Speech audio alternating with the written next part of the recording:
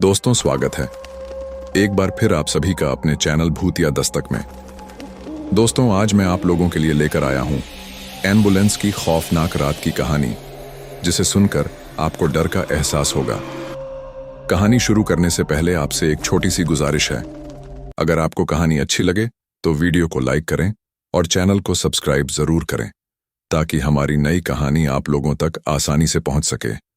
दोस्तों, मेरा नाम एमडी आरिफ है और मैं उत्तर प्रदेश के एक छोटे से गांव का रहने वाला हूं। तो चलिए दोस्तों, मैं आपका ज्यादा समय बर्बाद नहीं करता हूं, सीधा कहानी की शुरुआत करता हूं। गांव से थोड़ी दूर एक पुराना सरकारी अस्पताल था, जो अब बंद पड़ा था। कहते हैं कि वहां कभी एक भीषण आग लगी थी, जिसमें कई मरीजों और स्टाफ की मौत हो गई थी। तब से उस अस्पताल को भूतिया अस्पताल कहा जाने लगा। रात के ठीक 12 बजे गांव के लोग अक्सर एक अजीब आवाज सुनते, सायरन की आवाज। पर कोई एम्बुलेंस न दिखती, न कोई ड्राइवर।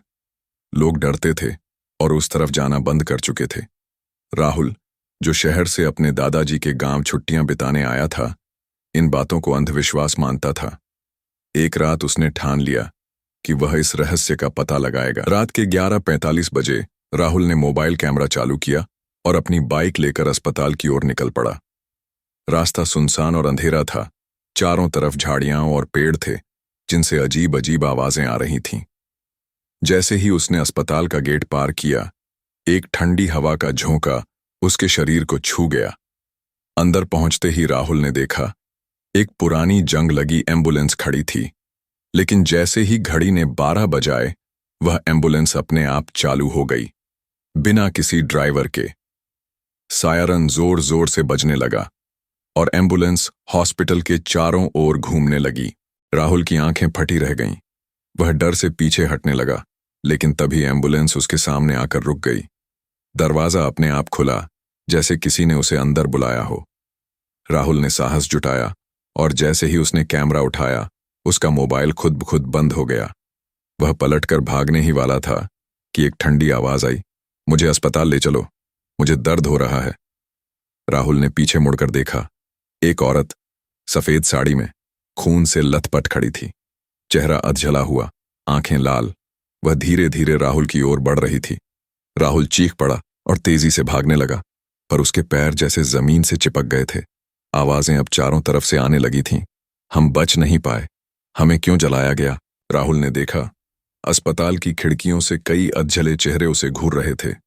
एम्बुलेंस के अंदर से भी कई साए उसे बुला रहे थे। किसी तरह राहुल ने खुद को संभाला और पूरी ताकत से दौड़ा। वह गेट तक पहुंचा, लेकिन गेट अपने आप बंद हो चुका था। वह गेट को धक्का मारता रहा, चिल्लाता रहा। अचानक पीछे से फिर वही आवाज आई, अब तू भी यहीं रहेगा। अगली सुबह गांव के लोग गेट के बाहर राहुल की बाइक देख हैरान रह गए। मोबाइल वहीं पड़ा था, लेकिन राहुल गायब था। मोबाइल वहीं पड़ा था, लेकिन राहुल गायब था। पुलिस ने जब जांच की तो अस्पताल के अंदर राहुल के कैमरे से रिकॉर्ड हुई एक आखिरी वीडियो मिली, जिसमें एम्बुलेंस का सायरन बज रहा था और कैमरे में एक अधजला चेहरा धीरे धीरे पास आता दिख रहा था। आज भी गांव में जब रात के 12 बजते हैं तो वही सायरन सुनाई देता है।